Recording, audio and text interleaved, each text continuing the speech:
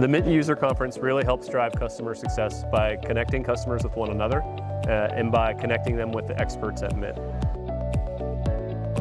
I think that it's very beneficial to bring your team to Ucon because of all of the different ways that other airlines and companies are using Mint.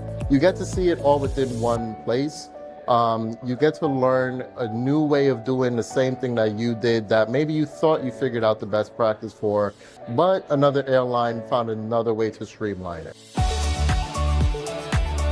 There are very few events like this where people can come together from around the globe and collaborate and really connect with each other on their processes and seeing what other airlines are doing and how they were able to reach their solution.